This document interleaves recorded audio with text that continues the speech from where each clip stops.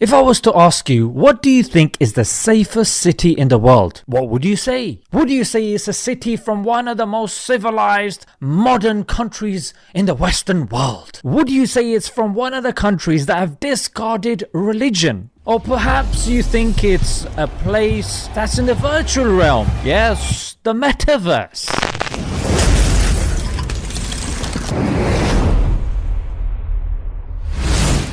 Assalamu alaikum guys, and welcome to another episode of Smile to Jannah. Well, I'm afraid I would have to disappoint you, because the safest city in the world, according to a UK-based travel insurance company, Insure My Trip, the city is Medina. Yes, that's right. Medina is a city in Saudi Arabia. It's the second most holiest site in the Islamic religion. And out of a total of 65 cities, Medina came top and it was rated with a perfect 10. Now, Medina is special for so many reasons. Yeah, but I want to start off with this first reason, which is the Prophet Muhammad, peace be upon him, made dua, made supplication for this blessed city. And we believe that any supplication that the Prophet makes is most likely to be accepted, mate. And not to mention, the Prophet himself lived there for about 10 years and he's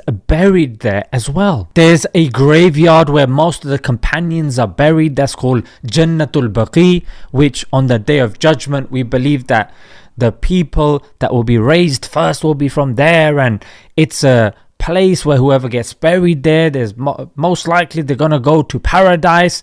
And we believe near that vicinity is Riyadul Jannah, which is a place where we believe that it comes from paradise, and it's accessible to the people. You can go and you can pray on there as well. And not to mention, again, according to a prophetic saying, the Antichrist, when he comes physically, that's right, he will not be able to enter Medina. It's been made like a safe zone. And of course, we believe it's the cradle of Islamic civilization. Yes, that's right, because the Prophet was forced out of his home city of Mecca and he was accepted by Medina and its people. And the Prophet gave so many virtues of this great city. And I, alhamdulillah, have had the great fortune of visiting it.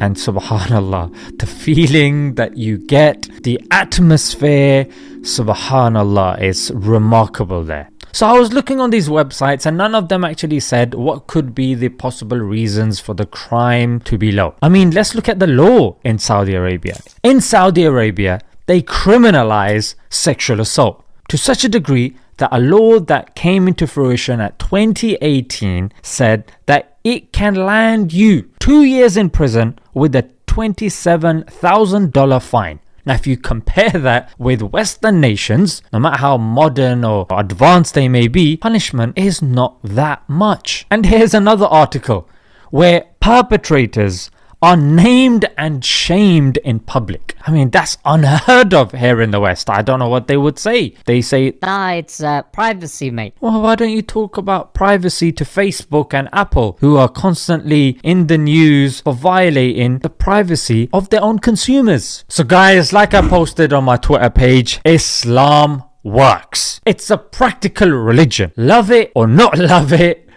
Islam works. The final revelation of Islam, which is the Quran, is unchanged. It's preserved. It will not be changed. The prophetic sayings have a chain of narration and they are meticulously preserved, which cannot be said about any Abrahamic religion. Yes, that's right. No other Abrahamic religion, Christianity, Judaism, make this claim. In fact, even if you look at the old ancient religions, they can't do this either.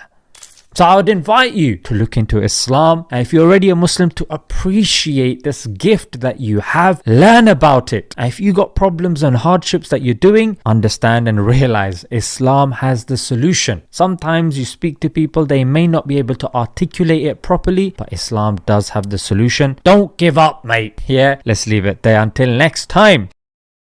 Assalamu alaikum.